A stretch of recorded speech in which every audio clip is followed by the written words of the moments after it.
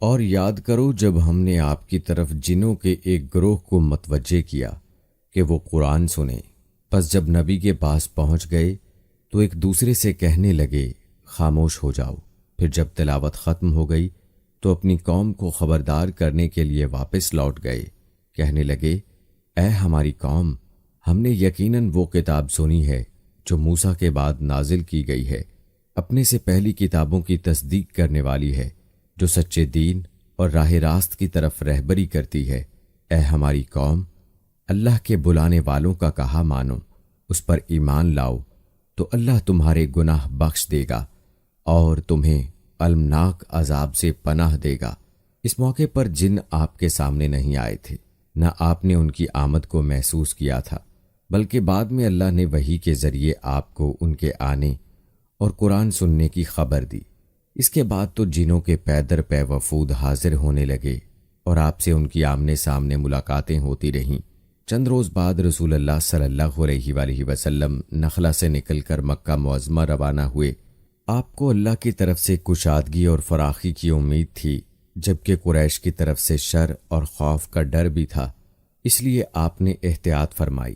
مکہ معظمہ کے قریب پہنچ کر حرا میں ٹھہر گئے اور اخنس بن شریح کے پاس ایک آدمی بھیجا کہ وہ آپ کو پناہ دیں، مگر اس نے معذرت کر لی کہ وہ حلیف ہے اور حلیف پناہ نہیں دے سکتا۔ پھر آپ نے سہیل بن عمر کے پاس یہی پیغام بھیجا، مگر اس نے بھی یہ کہہ کر معذرت کر لی کہ اس کا تعلق بنی عامر سے ہے اور ان کی پناہ بنو کعب پر لاگو نہیں ہوتی۔ اب آپ نے مطب بن عدی کو پیغام بھیجا۔ مطم کا دادا نوفل بن عبد مناف نبی اکرم صلی اللہ علیہ وآلہ وسلم کے جد اعلیٰ ہاشم بن عبد مناف کا بھائی تھا، اور عبد مناف قبیلہ قریش کے سب سے معزز شاخ تھی۔ چنانچہ مطم نے جواب میں ہاں کر دی اور خود اپنے بیٹوں کے ساتھ ہتھیار بند ہو گیا اور آپ کو بلوا بھیجا۔ آپ تشریف لائے، مسجد الحرام میں داخل ہوئے، پہلے خانہ کعبہ کا طواف ادا کیا، پھر 2 رکعت نماز ادا کی، اس کے بعد گھر تشریف لے گئے۔ اس دوران میں مطب بن عدی اور اس کی اولاد نے مسلح حالت میں آپ کو اپنے گھیرے میں لیے رکھا، اور مطب نے قریش میں اعلان کیا کہ اس نے محمد صلی اللہ علیہ وآلہ وسلم کو پناہ دے رکھی ہے۔ قریش نے اس کی اس پناہ کو منظور کیا۔ رسول اللہ صلی اللہ علیہ وآلہ وسلم کا معمول تھا کہ جب حج کا زمانہ آتا اور قبائل عرب مکہ معظمہ کے قرب و جوار میں اترتے تو آپ ایک ایک قبیلے کے پاس جاتے، اسلام کی تبلیغ فرماتے، میلوں میں جا کر بھی واعظ فرماتے، قبیلوں کا دورہ بھی کرتے۔ طائف سے واپس آ کر آپ نے تبلیغی سرگرمیوں کا دائرہ وسیع کر دیا۔ آپ مختلف قبائل کے محلوں میں جاتے اور مکہ سے باہر چلے جاتے، اور کہیں نہ جا پاتے تو راستوں میں کھڑے ہو جاتے، جو مسافر بھی مل جاتا اسے اللہ کا پیغام سناتے۔ آپ کی تبلیغی کوششوں سے جہاں عام آدمیوں نے اسلام قبول کیا، وہاں اثر و رسوخ رکھنے والے خاص نے بھی اس نعمت کو حاصل کیا۔ ان میں سے چند نام یہ ہیں: صہیب بن سامت رضی اللہ تعالی عنہ، یہ انصار مدینہ کے قبیلہ خزرج سے تعلق رکھتے تھے، شاعری اور جنگ میں نمایاں تھے، امثال لقمان کے حافظ تھے، یعنی سابقہ آسمانی صحیفے کے حافظ تھے۔ یہ جب مدینہ منورہ واپس پہنچے تو جنگ باز چھڑ گئی اور اسی میں قتل کر دیے گئے۔ یہ مدینے کے پہلے نوجوان تھے جو آپ کی دعوت سے متاثر ہوئے۔ ایاس بن معاذ رضی اللہ تعالی عنہ مدینہ منورہ کے مشہور قبائل اوس اور خزرج کے خونریز مارکوں میں قبیلہ اوس کو شکست ہوئی، اور اوس کے معزز لوگ قریش مکہ کے پاس گئے کہ خزرج کے مقابلے میں انہیں اپنا حلیف بنا لیں۔ ایاس بن معاذ اس وقت کے رکن تھے۔ آپ صلی اللہ علیہ وآلہ وسلم سے ملاقات کا شرف حاصل ہوا تو اسلام قبول کیے بغیر نہ رہ سکے۔ جب یہ واپس مدینہ پہنچے تو ان کا انتقال ہو گیا۔ زمہ دازدی رضی اللہ تعالی عنہ یہ یمن کے باشندے اور قبیلہ از شنوا کے ایک فرد تھے۔ اہل عرب میں تعویذ کے لیے مشہور تھے۔ انہیں کسی نے آپ کے بارے میں بتایا کہ آپ پر جنات کا اثر ہے، تو یہ آپ کا علاج کرنے کی غرض سے مکہ آئے اور پہلے ہی ملاقات میں آپ کے ہاتھوں پر بیعت کر کے اسلام قبول کیا، پھر واپس یمن چلے گئے۔ طفیل بن عمر دوسی رضی اللہ تعالی عنہ یہ یمن کے قبیلے دوست کے سردار تھے۔ وہاں ان کے ایک طرح سے حکومت تھی، خود شاعر تھے، بہت ذہین تھے، مکہ میں ان کی آمد پر اہل مکہ نے شہر سے باہر جا کر ان کا استقبال کیا۔ آپ سے ملاقات کا شرف حاصل ہوا۔ آپ نے اسے اسلام کی تعلیمات سنائیں، قرآن کریم کی بعض آیات کی تلاوت فرمائی۔ اللہ کے کلام کے اثر سے وہ بھی ایمان لے آیا۔ ابو ذر غفاری رضی اللہ تعالی عنہ یہ یثرب کے اطراف میں رہنے والے تھے۔ رسول اللہ صلی اللہ علیہ وآلہ وسلم سے ملنے کی خواہش میں پیدل چل کر مکہ معظمہ پہنچے۔ سیدنا علی رضی اللہ تعالی عنہ کے ساتھ آپ کی خدمت میں پہنچے۔ آپ نے انہیں اسلام کی تلقین کی۔ ابو ذر اسی وقت مسلمان ہو گئے۔ آپ نے ان سے فرمایا کہ ابو ذر ابھی اس بات کو پوشیدہ رکھو اور اپنے علاقے میں واپس چلے جاؤ۔ جب تمہیں ہمارے ظہور کی خبر مل جائے تو موقع دیکھ کر آ جانا۔ سیدنا ابو ذر غفاری رضی اللہ تعالی عنہ نے عرض کیا، پہلے تو اس خیال سے اپنے مکہ آنے کا راز چھپایا تھا کہ کہیں دشمنوں کے ہاتھ نہ لگ جاؤں اور سیدھا آپ کی خدمت میں نہ پہنچ سکوں۔ اب کیا ڈر ہے؟ میں تو اب کفار کے درمیان اسلام کا اعلان کر کے ہی وطن جاؤں گا۔ چنانچہ ابو ذر غفاری رضی اللہ تعالی عنہ کعبے میں آئے۔ وہاں قریش موجود تھے۔ ان کے اجتماع میں بلند آواز سے کلمہ شہادت پڑھا۔ بس پھر کیا تھا، کفار پکار اٹھے، مارو اس بے دین کو۔ کفار چاروں طرف سے ان پر ٹوٹ پڑے، انہیں نیچے گرا لیا اور خوب مارا۔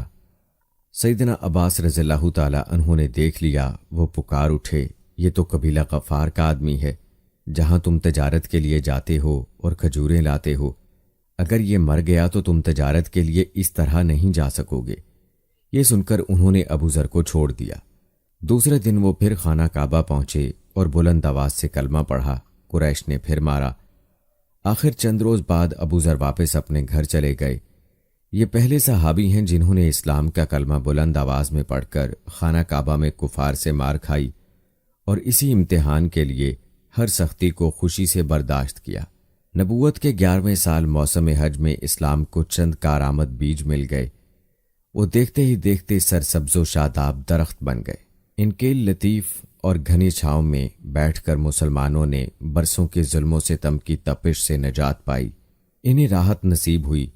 ان حضرات کے نام یہ ہیں: اسد بن زرارہ، اوف بن حارث بن رفع، رافع بن مالک، قطبہ بن عامر بن حدید، عقبہ بن عامر بن نادی اور جابر بن عبداللہ بن ریاح۔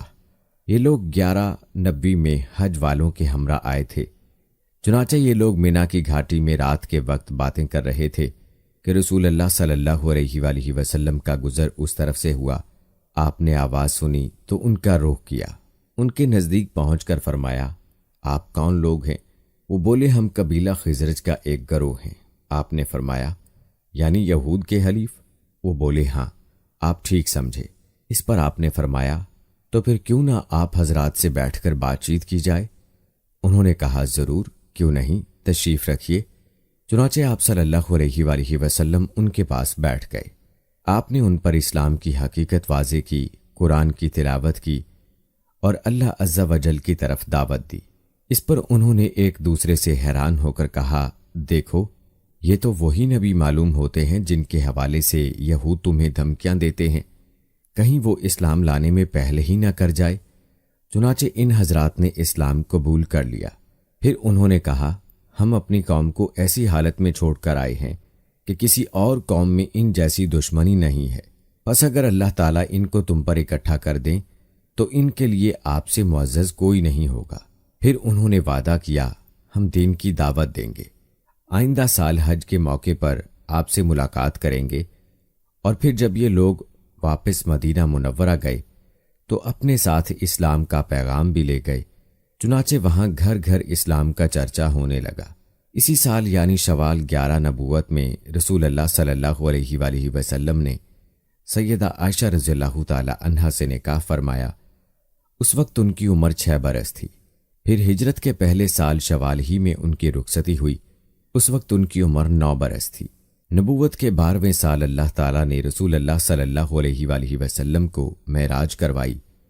پاک ہے وہ ذات جس نے اپنے بندے کو راتوں رات مسجد الحرام سے مسجد اقصیٰ کی سیر کرائی، جس کے گرد ہم نے برکت رکھی ہے تاکہ اسے ہم اپنی نشانی دکھائیں۔ بے شک وہ خوب سننے والا، خوب دیکھنے والا ہے۔ اس رات سے مراد ہے راتوں رات نبی کریم صلی اللہ علیہ وآلہ وسلم کو مکے سے بیت المقدس تشریف لے جانا اور معراج سے مراد ہے عالم بالا میں تشریف لے جانا۔ واقعہ معراج کا خلاصہ یہ ہے کہ آپ اس شب حتیم میں تشریف فرما رہے تھے۔ اس وقت آپ بیداری اور نیند کی ملی جلی حالت میں تھے۔ ایسے میں جبرائیل علیہ السلام تشریف لائے۔ انہوں نے آپ کے سینہ مبارک کو چاک کیا اور آب زمزم سے دھو کر ایمان اور حکمت سے بھر دیا۔ پھر آپ کے سامنے سواری کے لیے براق لایا گیا، جو گھوڑے سے قدرے چھوٹا سفید رنگ کا جانور تھا۔ اس کی تیز رفتاری کی وجہ سے اسے براق کا نام دیا گیا۔ اس کا قدم جہاں تک نظر جاتی تھی وہاں تک پڑتا تھا۔ اس پر سوار ہو کر آپ بیت المقدس تشریف لے گئے۔ مسجد اقصی میں داخل ہوئے، 2 رکعت نماز ادا کی، اس میں تمام انبیاء کی امامت کرائی۔ پھر جبرائیل علیہ السلام آپ کے پاس 2 برتن لائے، ایک میں شراب تھی اور دوسرے میں دودھ۔ آپ نے دودھ پسند فرمایا۔ اس پر جبرائیل علیہ السلام نے کہا، آپ نے فطرت پائی، آپ کو ہدایت نصیب ہوئی اور آپ کی امت کو بھی۔ اگر آپ شراب کو پسند فرماتے تو آپ کی امت گمراہ ہو جاتی۔ اس کے بعد آپ کو بیت المقدس سے آسمان دنیا تک لے جایا گیا۔ جبرائیل علیہ السلام نے دروازہ کھلوایا۔ آپ نے وہاں انسانوں کے باپ سیدنا آدم علیہ السلام کو دیکھا، پھر انہیں سلام کیا۔ انہوں نے آپ کے سلام کے جواب میں فرمایا مرحبا۔ انہوں نے آپ کی نبوت کا اقرار بھی کیا۔ ان کے دائیں طرف ایک گروہ تھا، جب اس گروہ کی طرف دیکھتے تو مسکراتے، یہ سعادت مندوں کی روحیں تھیں۔ ان کے بائیں طرف بھی ایک گروہ تھا، جب انہیں دیکھتے تو روتے، یہ بدبختوں کی روحیں تھیں۔ پھر آپ صلی اللہ علیہ وآلہ وسلم کو دوسرے آسمان پر لے جایا گیا۔ جبرائیل علیہ السلام نے دروازہ کھلوایا، آپ کے لیے دروازہ کھولا گیا۔ آپ نے وہاں 2 خالہ زاد بھائیوں یعنی سیدنا عیسیٰ بن مریم علیہ السلام اور سیدنا یحییٰ علیہ السلام کو دیکھا اور انہیں سلام کیا۔ انہوں نے جواب دیا مرحبا، پھر نبوت کا اقرار کیا۔ پھر تیسرے آسمان پر لے جایا گیا۔ وہاں آپ نے سیدنا یوسف علیہ السلام کو دیکھا، انہیں آدھا حسن دیا گیا تھا۔ آپ نے انہیں سلام کیا، انہوں نے جواب میں کہا مرحبا، پھر آپ کی نبوت کا اقرار کیا۔ پھر آپ کو چوتھے آسمان پر لے جایا گیا۔ وہاں سیدنا ادریس علیہ السلام کو دیکھا اور آپ نے سلام کیا، انہوں نے سلام کا جواب دیا مرحبا، اور آپ کی نبوت کا اقرار کیا۔ پھر 5ویں آسمان پر لے جایا گیا۔ وہاں سیدنا ہارون علیہ السلام کو دیکھا اور ان کو سلام کیا، انہوں نے سلام کا جواب دیا مرحبا، اور آپ کی نبوت کا اقرار کیا۔ پھر آپ کو 6 آسمان پر لے جایا گیا۔ وہاں سیدنا موسیٰ بن عمران علیہ السلام سے ملاقات ہوئی۔ آپ نے انہیں سلام کیا، انہوں نے سلام کا جواب دیا مرحبا، اور آپ کی نبوت کا اقرار کیا۔ اس کے بعد آپ کو 7ویں آسمان پر لے جایا گیا۔ وہاں آپ کی ملاقات سیدنا ابراہیم علیہ السلام سے ہوئی۔ آپ نے انہیں سلام کیا، انہوں نے سلام کا جواب دیا مرحبا، اور آپ کی نبوت کا اقرار کیا۔ وہ اپنی پشت بیت المعمور سے لگائے ہوئے تھے، جس میں روزانہ 70,000 فرشتے داخل ہوتے ہیں، اور وہاں ان کے پلٹنے کی بازی نہیں آتی۔ پھر آپ کو سدرۃ المنتہا تک لے جایا گیا۔ اس کے پتے ہاتھی کے کان جیسے اور پھل بڑے کنڈوں یا تھیلوں جیسے تھے۔ پھر اس پر سونے کے پتنگے چھا گئے۔ اللہ کے حکم سے جو کچھ چھانا تھا چھا گیا۔ اس سے وہ درخت تبدیل ہو کر اتنا تبدیل ہو گیا کہ اللہ کی کوئی مخلوق اس کا حسن بیان کرنے کی تاب نہیں رکھتی۔ پھر آپ کو جبار جل جلالہ کے حضور لے جایا گیا، اور آپ باری تعالیٰ کے اتنے قریب ہو گئے کہ 2 کمانوں کے برابر یا اس سے بھی کم فاصلہ رہ گیا۔ اس وقت اللہ نے آپ پر اور آپ کی امت پر دن رات میں 5 نمازیں فرض فرمائیں، یہاں تک کہ اس موقع پر 5 نمازیں فرض ہوئیں۔ عقیدہ توحید کے بعد نماز ہی اسلام کا وہ پہلا رکن ہے جو مسلمانوں پر سب سے پہلے فرض ہوتا ہے اور سب سے آخر تک فرض رہتا ہے۔ نماز کی فرضیت صحت و بیماری، خوشی و غمی، سفر و حضر اور خوف و خطر غرض کسی بھی حالت میں مسلمان سے ساقط نہیں ہوتی۔ موسم اور جگہ کی تبدیلی اور کوئی بیماری ایسی نہیں جس میں مسلمان کو نماز کی معافی ہو۔ نبی اکرم صلی اللہ علیہ وآلہ وسلم نے فرمایا، نماز میری آنکھوں کی ٹھنڈک اور دل کا سکون و سرور ہے۔ پھر اسی سال نبی اکرم صلی اللہ علیہ وآلہ وسلم مکہ واپس تشریف لے آئے۔ صبح ہوئی اور آپ نے اپنی قوم کو ان بڑی بڑی نشانیوں کی خبر دی جو اللہ جل شانہ نے آپ کو دکھلائی تھیں، تو قوم کے جھٹلانے اور تکالیف پہنچانے میں اور زیادہ شدت آ گئی کسی نے تالیاں بجا کر آپ کا مذاق اڑایا تو کسی نے حیرت اور انکار کے انداز میں اپنے سر پر ہاتھ رکھ دیا۔ 6 لوگ ابو بکر کے پاس گئے اور طنزیہ انداز میں بولے، کچھ سنا تمہارے دوست محمد کیا کہہ رہے ہیں؟ سیدنا ابو بکر رضی اللہ تعالیٰ عنہ نے پوچھا، انہوں نے کیا کہا ہے؟ جواب میں انہوں نے سارا کچھ دہرا دیا جو آپ نے انہیں بیان فرمایا تھا۔ اس پر سیدنا ابو بکر رضی اللہ تعالیٰ عنہ نے فرمایا، اگر یہ باتیں آپ نے فرمائی ہیں تو بالکل سچ فرمائی ہیں۔ پھر انہوں نے کہا، گویا آپ ان کی تصدیق کرتے ہیں۔ جواب میں سیدنا ابو بکر رضی اللہ تعالیٰ عنہ نے عجیب بات فرمائی، میں تو اس سے بھی دور کی بات پر بھی تصدیق کرتا ہوں۔ آسمان سے صبح شب جو خبریں آتی ہیں میں ان میں بھی آپ کو سچا جانتا ہوں۔ اس کے اسی جواب پر ان کا لقب صدیق مشہور ہوا۔ ادھر کفار نے آپ کا امتحان لینے کے لیے پروگرام بنایا۔ پوچھا، آپ بیت المقدس کے بارے میں تفصیل سے بتائیں۔ آپ نے اس سے قبل بیت المقدس کبھی نہیں دیکھا تھا، نہ معراج کے وقت آپ نے اس کی تفصیل ذہن میں بٹھائی تھی، لیکن اللہ نے آپ کے لیے اس کو روشن کر دیا اور آپ اس کی نشانیاں بتاتے چلے گئے۔ آپ نے ایک ایک دروازے اور ایک ایک جگہ کی تفصیل بیان فرما دی، پھر کوئی بات جھٹلا نہ سکے، اس لیے کہ انہوں نے تو بارہا بیت المقدس دیکھا تھا۔ وہ صرف اتنا کہہ سکے جہاں تک نشانیوں کا تعلق ہے وہ آپ نے درست بتائی ہے۔ پھر انہوں نے ایک قافلے کے بارے میں سوال کیا۔ وہ قافلہ ملک شام سے مکہ معظمہ کی طرف آ رہا تھا۔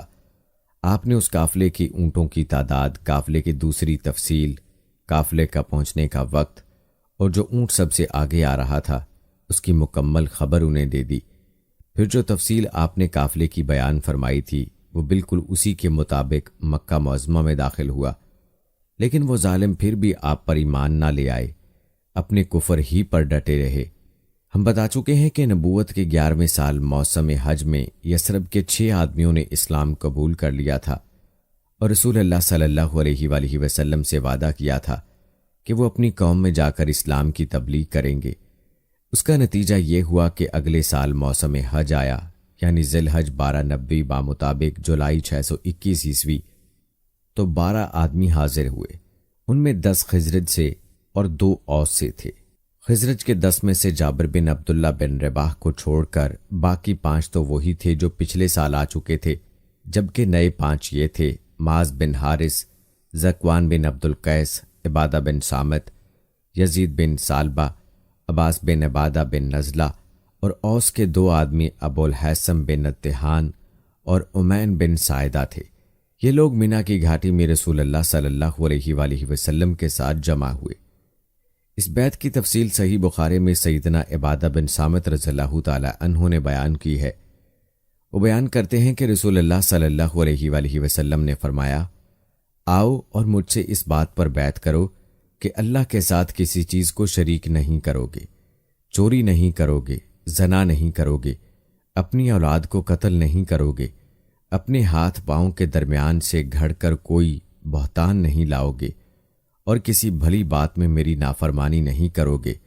جو شخص یہ ساری باتیں پوری کرے گا اس کا اجر اللہ کے پاس ہے، اور جو شخص ان میں کسی بھی چیز کا ارتکاب کر بیٹھا پھر اسے دنیا ہی میں اس کی سزا مل گئی تو یہ اس کے لیے کفارہ ہو گئی، اور کوئی شخص ان میں سے کسی ایک چیز کا ارتکاب کر بیٹھا پھر اللہ نے اس پر پردہ ڈال دیا تو اس کا معاملہ اللہ کے حوالے ہے، وہ چاہے تو سزا دے چاہے تو معاف کر دے۔ سیدنا عبادہ کہتے ہیں کہ ہم نے اس پر آپ سے بیعت کی، پھر بیعت پوری ہو گئی اور حج ختم ہو گیا تو نبی کریم صلی اللہ علیہ وآلہ وسلم نے ان کے ساتھ مصعب بن عمیر کو روانہ فرمایا تاکہ وہ لوگوں کو قرآن پڑھائیں اور دین سکھائیں۔ مصعب بن عمیر نے ابو امامہ اسد بن زرارہ کے گھر قیام فرمایا، پھر دونوں اسلام کی تبلیغ کے لیے سرگرم ہو گئے۔ اس کے بعد اگلے سال موسم حج سے پہلے مصعب بن عمیر بہت سی کامیابیوں کی بشارت لیے مکہ معظمہ واپس آ گئے۔ موسم حج 13 نبوت میں یثرب کے 70 سے زیادہ مسلمان حج کی ادائیگی کے لیے مکہ تشریف لائے۔ یہ اپنی قوم کے مشرک حاجیوں میں شامل ہو کر آئے تھے۔ مسلمانوں نے طے کیا کہ وہ رسول اللہ صلی اللہ علیہ وآلہ وسلم کو مدینہ منورہ آنے کی دعوت دیں گے۔ چنانچہ یہ لوگ 12 ذی الحجہ کو رات کے وقت جمرہ عقبہ کے پاس گھاٹی میں جمع ہوئے۔ یہ کل 75 آدمی تھے، 62 خزرج کے اور 11 اوس کے۔ ان کے ساتھ 2 عورتیں بھی تھیں اور یہ اجتماع بالکل خفیہ طریقے سے ہوا۔ نبی اکرم صلی اللہ علیہ وآلہ وسلم اپنے چچا حضرت عباس کے ساتھ ان کے ہاں پہنچ گئے۔ سیدنا عباس ابھی تک مسلمان نہیں ہوئے تھے، لیکن اپنے بھتیجے کے معاملے میں اطمینان چاہتے تھے، اس لیے سب سے پہلے انہوں نے ہی بات کی اور بولے، رسول اللہ صلی اللہ علیہ وآلہ وسلم اپنی قوم اور اپنے شہر میں عزت اور حفاظت کے ساتھ ہیں، لہٰذا اگر تمہارا خیال ہے کہ تم انہیں جس چیز کی طرف بلا رہے ہو اسے نبھاؤ گے اور انہیں ان کے مخالفین سے بچا لو گے تو تم نے جو ذمہ داری اٹھائی ہے اسے اچھی طرح جان لو، ورنہ ابھی سے انہیں چھوڑ دو۔ ان کے جواب میں اہل یثرب کے نوجوان سیدنا برہ نے کہا، ہم رسول اللہ صلی اللہ علیہ وآلہ وسلم سچے دل سے وفاداری کا ارادہ رکھتے ہیں، اپنی جانیں ان پر نچھاور کر دیں گے، لہٰذا اللہ کے رسول صلی اللہ علیہ وآلہ وسلم آپ بات کیجئے اور اپنے لیے جو بات عہد و پیمان پسند ہو لے لیجئے۔ اس کے بعد رسول اللہ صلی اللہ علیہ وآلہ وسلم نے گفتگو فرمائی، آپ نے قرآن کریم کی تلاوت فرمائی اور پھر ان حضرات کو اللہ کی طرف دعوت دی، اسلام کی طرف رغبت دلائی اور اپنے رب کے لیے عہد لیا اور کہا تنہا اسی کی عبادت کرو اور اس کے ساتھ کسی کو شریک نہ کرو۔ اس پر اہل یثرب نے کہا، ہم کس چیز پر آپ سے بیعت کریں؟ نبی کریم صلی اللہ علیہ وآلہ وسلم نے فرمایا، چستی اور سستی ہر حالت میں بات سنو گے اور مانو گے، تنگی اور خوشحالی ہر حال میں مال خرچ کرو گے، بھلائی کا حکم دو گے اور برائی سے رکو گے، اللہ کے راستے میں اٹھ کھڑے ہوگے اور اس سلسلے میں کسی ملامت کرنے والے کی ملامت کی پرواہ نہیں کرو گے، اور جب میں تمہارے پاس آ جاؤں تو میری مدد کرو گے، اور جس چیز سے اپنی جانب اور اپنے بال بچوں کی حفاظت کرتے ہو اسی سے میری حفاظت کرو گے اور تمہارے لیے جنت ہے۔ سیدنا عبادہ رضی اللہ تعالی عنہ فرماتے ہیں کہ ہم نے آپ سے اس بات پر بھی بیعت کی کہ حکومت کے بارے میں اہل حکومت سے جھگڑا نہیں کریں گے۔ اس پر سیدنا برا بن مارو آپ کا ہاتھ پکڑا اور عرض کیا، ہاں اس ذات کی قسم جس نے آپ کو حق کے ساتھ بھیجا ہے، ہم یقیناً اس چیز سے آپ کی حفاظت کریں گے جس سے اپنے مال بچوں کی حفاظت کرتے ہیں، لہٰذا آپ ہم سے بیعت لیجئے۔ اتنے میں سیدنا ابو الحسن التحان نے بات کاٹتے ہوئے کہا، اے اللہ کے رسول صلی اللہ علیہ وآلہ وسلم، ہمارے اور کچھ لوگوں کے درمیان عہد و پیمان کی رسیاں ہیں اور اب ہم ان رسیوں کو کاٹنے والے ہیں، تو کہیں ایسا نہ ہو تو ہم یہ رسیاں کاٹ نہ ڈالیں، ادھر اللہ آپ کو غلبہ عطا کر دے تو آپ ہمیں چھوڑ کر اپنی قوم میں آ جائیں۔ یہ سن کر آپ مسکرائے اور فرمایا، آپ لوگوں کی بربادی میری بربادی ہے، میں آپ لوگوں سے ہوں اور آپ لوگ مجھ سے ہیں، جس سے آپ جنگ کریں گے میں اس سے جنگ کروں گا، جس سے آپ صلح کرو گے میں بھی اس سے صلح کروں گا۔ ابھی آپ نے یہ الفاظ فرمائے ہی تھے کہ اسی وقت سیدنا عباس بن عبادہ بن نزلہ آگے بڑھے اور بولے، آپ لوگ جانتے ہیں کہ ان سے کس بات پر بیعت کر رہے ہیں؟ ان سے سرخ و سیاہ یعنی تمام انسانوں سے جنگ پر بیعت کر رہے ہیں۔ میرا مطلب ہے اس بیعت کے بعد ہم لوگوں سے جنگ مول لیں گے، اسی لیے اگر آپ کو اندازہ ہے کہ اگر آپ کے اموال کا صفایا کر دیا جائے گا اور آپ کے معزز لوگ قتل کیے جائیں گے تو آپ ان کا ساتھ چھوڑ دیں گے۔ اگر ایسا کرنا ہے تو پھر ابھی ساتھ چھوڑنا ہے، کیونکہ اس طرح تم کو دین اور دنیا کی رسوائی ملے گی۔ اور اگر آپ لوگوں کا خیال یہ ہے کہ مال کی تباہی اور معزز لوگوں کے قتل کے باوجود بیعت نبھائیں گے، پھر انہیں لے لیجئے، کیونکہ یہ اللہ کی قسم اور دنیا و آخرت کی بھلائی ہے۔ تب ان لوگوں نے کہا، ہم انہی لوگوں کی تباہی اور معزز لوگوں کے قتل کے خطرے کے باوجود ساتھ لیتے ہیں۔ اللہ کے رسول بتلائیے ہمارے لیے کیا ہے؟ آپ نے فرمایا، جنت۔ اب لوگوں نے کہا، اپنا ہاتھ پھیلائیں۔ آپ نے ہاتھ پھیلا دیا، سب لوگ بیعت کے لیے لپکے، مگر اس لمحے آپ کا ہاتھ اسد بن زرارہ نے پکڑ لیا اور کہا، آپ اہل یثرب ذرا ٹھہرو، ہم آپ کی خدمت میں لمبا سفر کر کے اس یقین کے ساتھ حاضر ہوئے ہیں کہ آپ اللہ کے رسول ہیں۔ آج آپ کو یہاں سے لے جانے کا مطلب ہے سارا عرب ہمارا دشمن ہو جائے گا، ہمیں اپنے سرداروں کا قتل اور تلواروں کے وار برداشت کرنا ہوں گے۔ اب اگر آپ سب یہ لوگ یہ بات برداشت کرنے کے لیے تیار ہیں تو انہیں لے لیں، اس صورت میں ان کا اجر اللہ کے ہاں ہے۔ اگر آپ لوگوں کو اس بات کا اندیشہ ہے تو انہیں بھی چھوڑ دیں، یہ عذر اللہ کے نزدیک زیادہ قابل قبول ہوگا۔ یہ سن کر لوگوں نے کہا، اسد اپنا ہاتھ ہٹائیے، اللہ کی قسم نہ ہم اس بیعت کو چھوڑ سکتے ہیں نہ توڑ سکتے ہیں۔ اس کے بعد ایک ایک آدمی نے اٹھ کر بیعت کی۔ رائج ترین قول کے مطابق سب سے پہلے بیعت کرنے والے خود اسد بن زرارہ تھے۔ ایک قول یہ بھی ہے کہ سب سے پہلے بیعت ابو الحیثم نے کی۔ تیسرا قول یہ ہے کہ سیدنا برا بن معرو نے سب سے پہلے بیعت کی۔ دونوں عورتوں کی بیعت صرف زبان سے ہوئی، ان سے آپ نے مصافحہ نہیں فرمایا۔ آپ نے ان سے فرمایا بس ان کی بیعت ہو گئی۔ بیعت عورتوں سے مصافحہ نہیں کرتا۔ بیعت مکمل ہو چکی تو رسول اللہ صلی اللہ علیہ وآلہ وسلم نے فرمایا، اپنے میں سے 12 نقیب پیش کریں جو اپنی قوم کے نگران ہوں گے، ان کے معاملات کے ذمہ دار ہوں گے۔ اس پر 9 آدمی خزرج سے اور 3 آدمی سے اوس سے منتخب ہوئے۔ جب ان کا انتخاب ہو چکا تو رسول اللہ صلی اللہ علیہ وآلہ وسلم نے فرمایا، آپ لوگ اپنی قوم کے معاملات کے ذمہ دار ہیں، جس طرح عیسیٰ علیہ السلام کے حواری ان کی طرف سے کفیل ہوئے تھے، اور میں اپنی قوم یعنی مسلمانوں کا کفیل ہوں۔ ان سب نے ایک زبان ہو کر کہا جی ہاں۔ تو یہ تھی دوسری بیعت عقبہ۔ یہ نبی کریم صلی اللہ علیہ وآلہ وسلم کی زندگی میں اب تک کی سب سے بڑی بیعت تھی۔ اس بیعت کی وجہ سے حالات کا رخ تبدیل ہوا، تاریخ نے ایک اہم موڑ لیا۔ عقبہ کی پہلی اور دوسری بیعت کے بعد یثرب میں مسلمانوں کو امن اور پناہ کی جگہ مل گئی۔ اس لیے نبی کریم صلی اللہ علیہ وآلہ وسلم نے مکہ کے مسلمانوں کو اجازت دے دی کہ وہ اپنا وطن چھوڑ کر شہر مدینہ ہجرت کر جائیں۔ مکہ میں اب گنتی کے چند مسلمان رہ گئے تھے۔ نبی کریم صلی اللہ علیہ وآلہ وسلم حضرت علی رضی اللہ تعالی عنہ کو خاص اہمیت دیتے تھے، اس لیے قریش کو اندازہ تھا کہ اب یہ بھی مدینہ چلے جائیں گے۔ ان کی مسلمانوں کی مدینہ منورہ ہجرت اور وہاں ان کے اجتماع سے اپنے دین، تجارت اور اپنے وجود کے لیے بھی خطرہ محسوس ہوا۔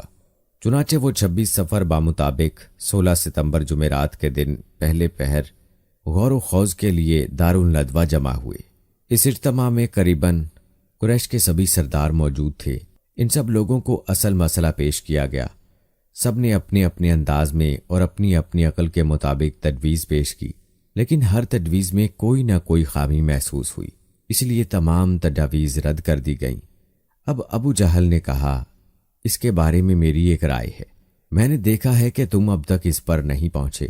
وہ رائے یہ ہے کہ ہم ہر ایک قبیلے سے ایک مضبوط اور صاحب نسب ماں کا جوان منتخب کریں، ان میں سے ہر ایک کو ایک ایک تلوار دیں، اس کے بعد سب کے سب اس شخص کا رخ کریں اور اسے ایک ہی بار میں اس طرح قتل کریں کہ سب کی تلواریں اس پر پڑیں۔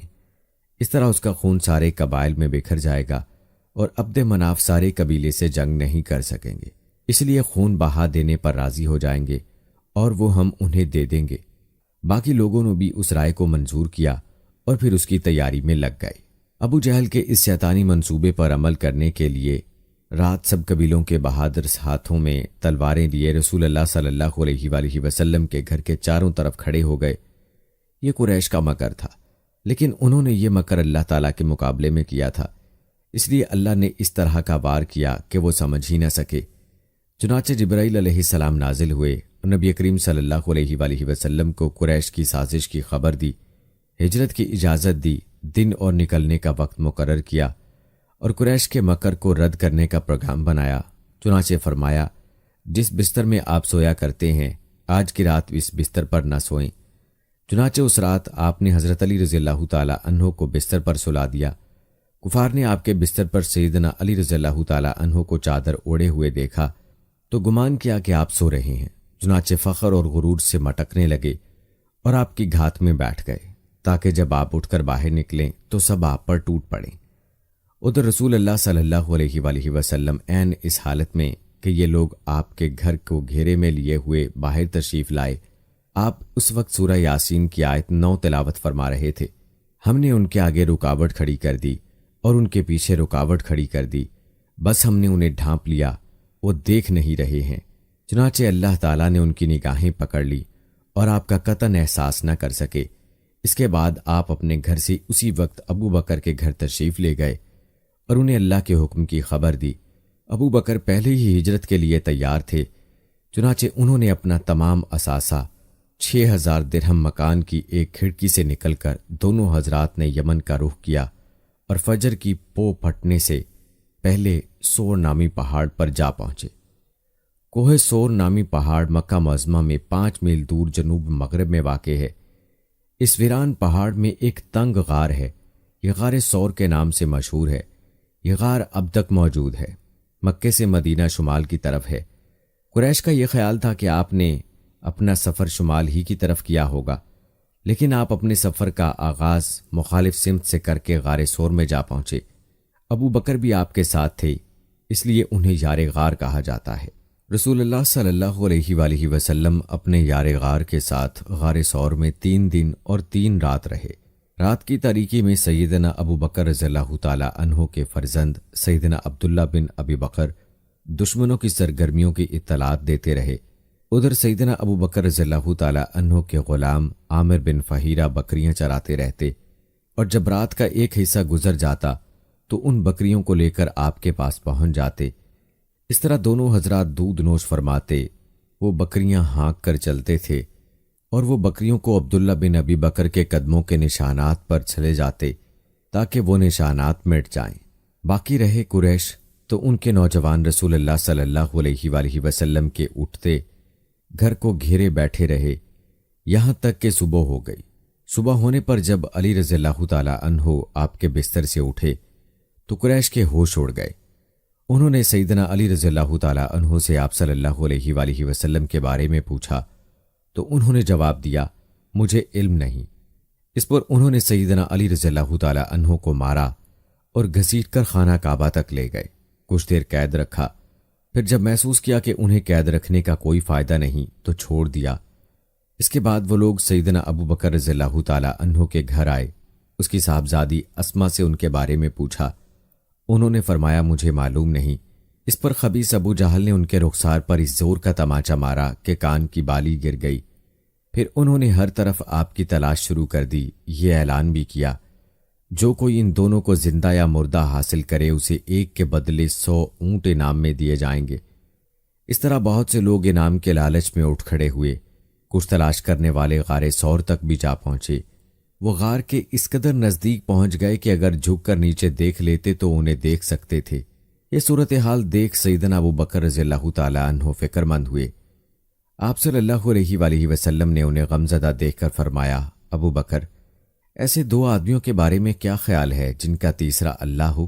غم نہ کرو، یقیناً اللہ ہمارے ساتھ ہے۔ اس واقعے کا ذکر سورہ توبہ کی آیت نمبر 40 میں آیا ہے۔ اگر تم اس کی مدد نہ کرو گے تو اس کی اللہ نے مدد کی ہے۔ جس وقت انہیں کافروں نے نکالا تھا کہ وہ 2 میں سے دوسرا تھا، جبکہ وہ دونوں غار میں تھے، جب وہ اپنے ساتھی سے کہہ رہے تھے کہ تو غم نہ کر، اللہ ہمارے ساتھ ہے، پھر اللہ نے اپنی طرف سے تسکین نازل فرما کر ان لشکروں سے اس کی مدد کی جنہیں تم نے دیکھا ہی نہیں۔ اس نے کافروں کی بات کو پست کر دیا، اور بات تو اللہ ہی کی بلند ہے، اور اللہ زبردست حکمت والا ہے۔ پیر کی رات ربیع الاول یکم ہر ہجری کو نبی کریم صلی اللہ علیہ وآلہ وسلم غار سور سے باہر تشریف لائے۔ آپ نے ایک شخص عبداللہ کو اجرت دے کر رہنمائی کے لیے مقرر کر لیا۔ یہ شخص اگرچہ قریش کے دین پر تھا لیکن اس پر اعتماد تھا۔ وہ وعدے کے مطابق 2 سواریاں لے آیا۔ جب غار سور کے دامن میں آ گیا اور رسول اللہ صلی اللہ علیہ وآلہ وسلم اور سیدنا ابو بکر رضی اللہ تعالیٰ عنہ نے کوچ کیا، ان کے ساتھ عامر بن فہیرہ بھی تھے۔ عبداللہ آپ کو لیے پہلے جنوب کی جانب چلا، پھر مغرب کی طرف مڑا اور ساحل سمندر کا رخ کیا۔ ساحل کے قریب پہنچ کر وہ شمال کی طرف مڑ گیا اور ایک ایسے راستے پر چلا کہ اس پر کوئی مشکل سفر کرتا تھا۔ دوسرے دن یہ مختصر سا قافلہ خیمے کے پاس پہنچا۔ یہ قافلہ کدیب کے اطراف میں مشل کے علاقے میں تھا۔ مشل مکہ معظمہ سے 130 کلومیٹر کے فاصلے پر تھا۔ اس خیمے میں ایک عورت موجود تھی۔ انہوں نے اس عورت سے فرمایا، تمہارے پاس کھانے کے لیے کچھ ہے؟ اس نے معذرت کی اور بتایا، میری بکریاں چرنے گئی ہوئی ہیں۔ خیمے میں آپ کو ایک بکری نظر آئی، وہ بہت کمزور تھی، ریوڑ کے ساتھ نہیں جا سکتی تھی، اس لیے خیمے میں موجود تھی۔ اس کے تھنوں میں نام کو بھی دودھ نہیں تھا۔ رسول اللہ صلی اللہ علیہ وآلہ وسلم نے فرمایا، اگر اجازت دے تو ہم اس بکری کا دودھ دھو لیں۔ یہ سن کر اس نے کہا، اس بکری میں دودھ کہاں؟ آپ نے فرمایا، آپ اجازت تو دیں۔ اس نے اجازت دے دی۔ آپ نے اسے دوہا تو دودھ سے ایک برتن بھر گیا۔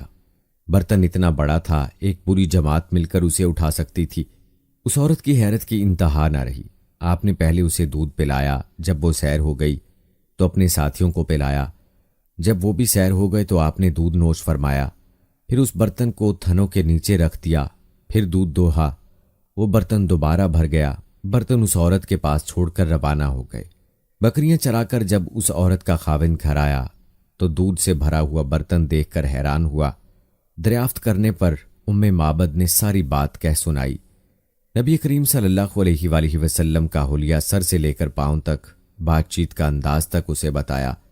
یہ سن کر معبد بول اٹھا، میرا ارادہ ہے کہ آپ کا ساتھ اختیار کروں، اور کوئی راستہ ملا تو ایسا ضرور کروں گا۔ کہا جاتا ہے کہ دونوں میاں بیوی ساتھ میں مدینہ پہنچے اور اسلام کی دولت سے مالا مال ہوئے۔ ادھر سراقہ بن مالک نے قریش کے انعام کا اعلان سن کر لالچ میں آ کر اپنے گھوڑے پر آپ کا پیچھا کیا اور کدی تک پہنچ گئے۔ جب آپ کے نزدیک پہنچا تو اس کا گھوڑا پھسل گیا اور وہ گر گیا۔ پھر اٹھا تو تیر نکالے، وہ دیکھنا چاہتا تھا کہ اسے کوئی نقصان تو نہیں پہنچا۔ تیر وہ نکلا جو ناپسندیدہ تھا۔ اس نے بری فال کی پرواہ نہ کی۔ وہ اس حد تک آپ کے قریب پہنچ گیا کہ آپ کے قرات کی آواز سننے لگی۔ آپ نے اس طرف کوئی توجہ نہ کی، جبکہ سیدنا ابو بکر بار بار مڑ کر دیکھ رہے تھے۔ ایسے میں اچانک اس کے گھوڑے کے دونوں پاؤں زمین میں دھنس گئے، یہاں تک کہ وہ گھٹنوں تک جا پہنچے، پھر نیچے گرا۔ سراقہ نے گھوڑے کو ڈانٹا، اسے بڑی مشکل سے کھڑا کیا، اس کے پاؤں زمین سے نکالے۔ جب وہ سیدھا کھڑا ہوا تو اس کے پاؤں سے دھوئیں جیسا غبار آسمان کی طرف اڑ رہا تھا۔ سراقہ نے پھر فال کے تیر نکالے، پھر وہی تیر نکلا۔ اس سے اس پر زبردست خوف اور رعب طاری ہو گیا، اور اسے یقین ہو گیا کہ رسول اللہ صلی اللہ علیہ وآلہ وسلم کا معاملہ غالب ہو کر رہے گا۔ چنانچہ وہ پکار اٹھا، مجھے امان دی جائے۔ آپ صلی اللہ علیہ وآلہ وسلم اور آپ کے ساتھی ٹھہر گئے۔ یہ آپ کے نزدیک چلا آیا اور بتلایا کہ قریش نے کیا طے کیا ہے اور وہ خود کس ارادے سے آیا تھا۔ پھر اس نے سامان سفر اور مال کی پیشکش کی۔ آپ نے کچھ لینے سے انکار فرمایا، البتہ اسے فرمایا تم ہمارے بارے میں کسی کو نہ بتانا۔ آپ نے عامر بن فہیرہ کو حکم دیا، آپ نے چمڑے پر لکھ دیا۔ پھر سراقہ وہاں سے واپس پلٹا اور جو کوئی آپ کی تلاش میں ملا اس سے کہتا گیا، میں اس طرف کی کھوج کر چکا ہوں، میں تمہارا کام کر چکا ہوں۔ اس طرح تلاش کرنے والے آگے نہ بڑھ سکے، واپس لوٹتے چلے گئے۔ راستے میں رسول اللہ صلی اللہ علیہ وآلہ وسلم کو بریدہ بن اسلمہ ملے۔ یہ اپنی قوم کے سردار تھے۔ قریش نے جس زبردست انعام کا اعلان کر رکھا تھا، اسی کی لالچ میں نبی کریم صلی اللہ علیہ وآلہ وسلم اور ابو بکر رضی اللہ تعالی عنہ کی تلاش میں نکلے تھے۔ لیکن جب رسول اللہ صلی اللہ علیہ وآلہ وسلم سے سامنا ہوا اور بات چیت ہوئی تو نقد دل دے بیٹھے اور اپنی قوم کے 70 آدمیوں سمیت وہیں مسلمان ہو گئے۔ پھر اپنی پگڑی اتار کر نیزے سے باندھ لی، جس کا سفید پھریرا ہوا میں لہرا رہا تھا، اور پیغام سنا رہا تھا کہ امن کا بادشاہ، صلح کا حامی، دنیا کو عدالت اور انصاف سے بھرپور کرنے والا تشریف لا رہا تھا۔ آپ وادی رحم میں پہنچے تو وہاں زبیر بن عوام سے ملاقات ہوئی۔ یہ مسلمانوں کے تجارتی قافلے کے ساتھ شام سے واپس آ رہے تھے۔ انہوں نے رسول اللہ صلی اللہ علیہ وآلہ وسلم اور حضرت ابو بکر رضی اللہ تعالی عنہ کو سفید پرچہ جات پیش کیے۔ سوموار 8 ربیع الاول بمطابق یکم ہجری 622 عیسوی کو رسول اللہ صلی اللہ علیہ وآلہ وسلم قباء میں داخل ہوئے۔ ادھر اہل مدینہ نے جب سے رسول اللہ صلی اللہ علیہ وآلہ وسلم کی روانگی کی خبر سنی تھی، روزانہ صبح حرا کی طرف نکل جاتے تھے اور جب دوپہر ہو جاتی تو واپس پلٹ جاتے۔ اس روز طویل سفر کے بعد لوگ اپنے اپنے گھروں کو واپس جا چکے تھے کہ ایک یہودی کچھ دیکھنے کے لیے اپنے ٹھیلے پر چڑھا۔ کیا دیکھتا ہے کہ رسول اللہ صلی اللہ علیہ وآلہ وسلم اور آپ کے ساتھی سفید کپڑوں میں ملبوس چلے آ رہے ہیں۔ اس نے بے خود ہو کر نہایت بلند آواز سے کہا، عرب کے لوگوں، یہ رہا تمہارا نصیب جس کا تم انتظار کر رہے تھے۔ مسلمانوں نے ان کی آواز سنی تو ہتھیار اٹھا کر استقبال کے لیے دوڑ پڑے۔ سب نے مل کر اللہ اکبر کا نعرہ لگایا۔ پھر یہ لوگ حرا تک چلے آئے اور وہیں سے آپ سے ملاقات ہوئی۔ اس کے بعد آپ داہنی جانب مڑ گئے اور قباء میں بنی عمر کی آبادی میں قیام فرمایا۔ آپ سیدنا ابو بکر رضی اللہ تعالی عنہ کے ساتھ دوسرے لوگوں کے درمیان بیٹھ گئے کہ جو بھی آتا سیدنا ابو بکر رضی اللہ تعالی عنہ کو اللہ کا رسول خیال کر کے انہیں سلام کرتا، اس لیے کہ آپ کے بالوں میں سفیدی آ چکی تھی۔ جب اللہ کے رسول صلی اللہ علیہ وآلہ وسلم پر دھوپ آ گئی اور ابو بکر رضی اللہ تعالیٰ عنہ نے آپ کو دھوپ سے بچانے کے لیے چادر تانی تو لوگوں کو معلوم ہو گیا کہ یہ اللہ کے رسول ہیں۔ اس کے بعد قباء میں آپ نے حصوم کے ہاں قیام فرمایا۔ اس سلسلے میں دوسری روایت یہ ہے کہ صعب بن خیثم کے مکان پر قیام فرمایا، وہاں اپنے 4 دن قیام فرمایا اور مسجد قباء کی بنیاد رکھی اور اس میں نماز پڑھی۔ نبی اکرم صلی اللہ علیہ وآلہ وسلم نے فرمایا، جو شخص قباء میں 2 رکعت نماز پڑھے اسے عمرے کا ثواب عطا ہوگا۔ نبی کریم صلی اللہ علیہ وآلہ وسلم کے علاوہ حضرت علی رضی اللہ تعالی عنہ مکہ مکرمہ میں 3 روز ٹھہرے۔ اس دوران میں مکے کے لوگوں کی جو امانتیں رسول اللہ صلی اللہ علیہ وآلہ وسلم کے پاس تھیں ان کو ادا کیا، پھر پیدل چل پڑے اور قباء میں رسول اللہ صلی اللہ علیہ وآلہ وسلم سے آ ملے۔ انہوں نے کلثوم کے گھر قیام کیا۔ آپ 5ویں دن یہاں سے روانہ ہوئے، یہ جمعے کا دن تھا۔ ابو بکر آپ کے پیچھے بیٹھے تھے۔ آپ نے انہیں اپنے ننیال بنو اجار کے ہاں پیغام بھجوایا۔ وہ تلواریں لٹکائے حاضر ہوئی۔ آپ نے ان کی میت میں مدینہ کی طرف کوچ فرمایا۔ آپ بنو سالم کی بستی میں پہنچے تو جمعے کا وقت ہو گیا۔ آپ نے وہیں بطن واسی میں جمعے کی نماز پڑھائی، جن میں 100 آدمی شریک تھے۔ جمعے کے بعد نبی کریم صلی اللہ علیہ وآلہ وسلم نے مدینے کا رخ کیا۔ اس وقت تک لوگ استقبال کے لیے امٹ آئے، گھر اور گلی کوچے حمد و تسبیح سے گونج رہے تھے اور انصار کی بچیاں خوشیوں مسرت سے یہ اشعار پڑھ رہی تھیں، جس کا ترجمہ ہے، ہم پر مدینہ کے اطراف سے 14ویں کا چاند طلوع ہوا، اللہ کو پکارنے والا پکارے، ہم پر شکر واجب ہے، اے نبی آپ واجب الاطاعت دین لے آئے ہیں۔ رسول اللہ صلی اللہ علیہ وآلہ وسلم انصار کے جس محلے سے بھی گزرتے، اس محلے کے لوگ آپ کی اونٹنی کی نکیل پکڑ لیتے اور کہتے، ہم حاضر ہیں، ہمارے ہاں قیام فرمائیں، اور ہتھیاروں کے ساتھ ان کی حفاظت کریں گے۔ آپ کہتے، اونٹنی کا راستہ چھوڑ دو، یہ اللہ کی طرف سے مامور ہے۔ آپ کے اس فرمان کا مطلب یہ تھا کہ اللہ جہاں چاہے یہ وہاں خود رکے گی۔ چنانچہ وہ وہاں رکی جہاں آج مسجد نبوی ہے۔ یہاں پہنچ کر وہ بیٹھ گئی، لیکن آپ نہیں اترے، یہاں تک کہ وہ تھوڑی دور جا کر رکی، پھر واپس پلٹ آئی اور پھر اسی جگہ بیٹھ گئی جہاں پہلے بیٹھی تھی۔ اس کے بعد آپ نیچے تشریف لائے۔ اب لوگوں نے آپ کو اپنے اپنے گھر لے جانے کے لیے درخواست شروع کی۔ ایسے میں حضرت ایوب انصاری رضی اللہ تعالی عنہ نے جلدی سے اونٹنی کا کجاوا اٹھا لیا اور اپنے گھر لے گئے۔ اس پر آپ صلی اللہ علیہ وآلہ وسلم نے فرمایا، آدمی اپنے کجاوے کے ساتھ ہے۔ ادھر سیدنا اسد بن زرارہ رضی اللہ تعالی عنہ نے آ کر اونٹنی کی نکیل پکڑی، چنانچہ اونٹنی اسی کے پاس رہی۔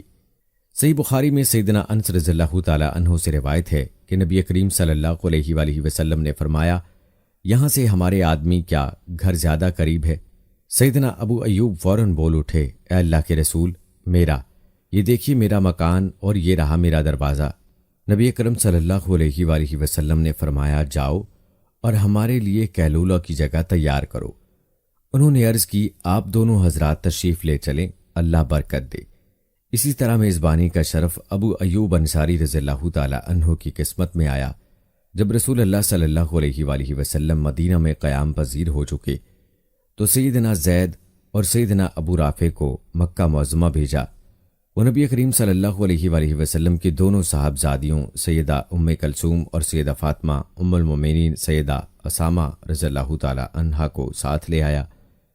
ان کے ہمراہ سیدنا ابو بکر رضی اللہ تعالی عنہ کے فرزند عبد الرحمن بن ابی بکر نے گھرانے کے افراد سیدہ ام رومان، سیدہ عائشہ اور سیدہ اسماء کو لے کر مدینہ منورہ آ گئے۔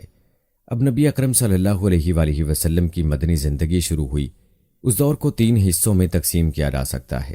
پہلا دور، اس میں فتنے بپا کیے گئے، اندر سے رکاوٹیں کھڑی کی گئیں اور باہر سے آ کر دشمنوں نے مدینہ منورہ کو صفحہ ہستی سے مٹانے کی چڑھائیاں کیں۔ یہ دور صلح حدیبیہ ذکر 6 ہجری پر ختم ہو جاتا ہے۔ دوسرا دور، اس میں بت پرست و قیادت کے ساتھ صلح ہوئی۔ یہ دور فتح مکہ 8 ہجری پر ختم ہوتا ہے۔ اس دور میں دنیا کے بادشاہوں کو دین کی دعوت دی گئی۔ تیسرا دور، اس میں اللہ کی مخلوق دین میں فوج در فوج داخل ہوئی۔ اسی دور میں مدینہ منورہ میں مختلف وفود آئے۔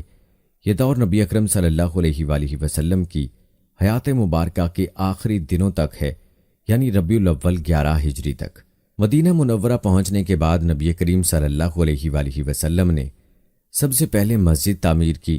جس جگہ آپ کی اونٹنی بیٹھی تھی وہ جگہ بنو نجار کے 2 یتیم بچوں سہل اور سہیل کی تھی۔ آپ نے اس زمین پر مسجد بنانے کا ارادہ فرمایا۔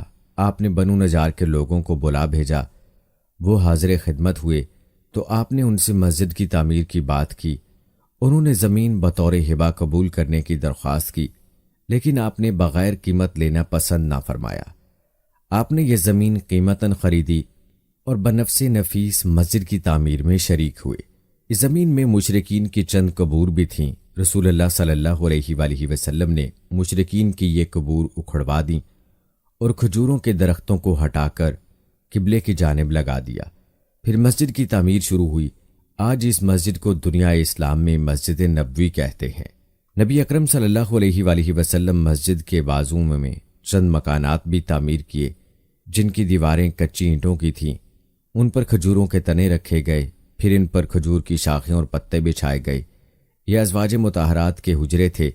ان حجروں کی تعمیر مکمل ہوئی۔ اس کے بعد آپ صلی اللہ علیہ وآلہ وسلم سیدنا ابو ایوب انصاری رضی اللہ تعالی عنہ کے مکان سے یہاں منتقل ہوئے۔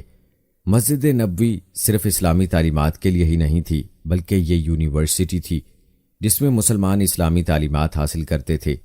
اس مسجد کا صحن ایک ایسی جگہ تھی جس میں مدتوں جاہلانہ نفرت، عداوت، کشاکش اور باہمی لڑائیوں سے دوچار ہونے والے قبائل کے افراد اب ملاپ اور آپس میں محبت سے مل بیٹھتے تھے، دین کی تعلیم حاصل کرتے اور یہ تعلیم اپنے گھر کی عورت تک پہنچاتے تھے۔ یہ ایک مرکز تھا۔ اسی مرکز سے اس ننھی سی اسلامی نظام چلایا جاتا تھا اور مختلف قسم کی مہمات یہاں سے دی جاتی تھیں۔ اس کے علاوہ اس کی حیثیت ایک پارلیمنٹ کی بھی تھی جس میں مجلس شورا اور مجلس انتظامیہ بھی ہوتے تھے۔ ان تمام امور کے ساتھ ساتھ مسجد نبوی بھی تمام امور کا ٹھکانہ بھی تھی۔ یہ وہ لوگ تھے جن کا کوئی مکان نہیں تھا، نہ کوئی مال تھا، نہ بیوی بچے تھے۔ ان کو اصحاب صفا کہا جاتا ہے۔ اب مسلمان 5 نمازیں پڑھنے کے لیے حاضر ہو رہے تھے اور اس کے لیے وہ وقت کا اندازہ لگاتے تھے، مگر دقت یہ تھی کہ کوئی بہت پہلے آ جاتا تھا تو کوئی دیر سے پہنچتا۔ چنانچہ نبی کریم صلی اللہ علیہ وآلہ وسلم اور مسلمانوں نے مشورہ کیا کہ کوئی ایسی علامت اختیار کی جائے جس سے سب کو وقت کا پتہ چل سکے۔ سیدنا عمر رضی اللہ تعالی عنہ نے کہا کیوں نہ کسی آدمی کو بھیج دیا جائے جو صلاۃ جامعہ یعنی صلاح جماعت کیا کریں۔ رسول اللہ صلی اللہ علیہ وآلہ وسلم نے یہی رائے قبول کی اور اسی پر عمل کیا۔ پھر عبداللہ بن زید انصاری رضی اللہ تعالی عنہ خواب میں اذان سنی اور آ کر آپ صلی اللہ علیہ وآلہ وسلم کو خبر دی۔ آپ نے فرمایا یہ سچا خواب ہے۔ پھر آپ نے حکم فرمایا کہ وہ سیدنا بلال رضی اللہ تعالی عنہ کو یہ کلمات القاء کرتے جائیں اور بلال پکارتے جائیں کیونکہ ان کی آواز زیادہ بلند اور سریلی ہے۔ چنانچہ سیدنا بلال نے اذان کہی۔ ان کی آواز سن کر سیدنا عمر رضی اللہ تعالی عنہ اپنی چادر گھسیٹتے ہوئے آئے، بولے اے اللہ کے رسول صلی اللہ علیہ وآلہ وسلم، میں نے بھی خواب میں یہی الفاظ سنے ہیں۔ اس سے اس کی مزید تائید ہو گئی اور اس وقت سے یہ اذان اسلام کا شعار بن گئی۔ مسجد کی تعمیر سے فارغ ہو کر رسول اللہ صلی اللہ علیہ وآلہ وسلم کو ان مہاجرین کی فکر لاحق ہوئی جو مکہ معظمہ سے بے سر و سامان نکلے تھے، صرف اسلام کی دولت ساتھ لے آئے تھے۔ مہاجرین اور انصار کے درمیان رشتہ اخوت اور بھائی چارہ قائم کرنے کی طرف توجہ فرمائی۔ آپ نے انصار کو سیدنا انس بن مالک کے گھر جمع فرمایا۔ مہاجرین کی تعداد 45 تھی۔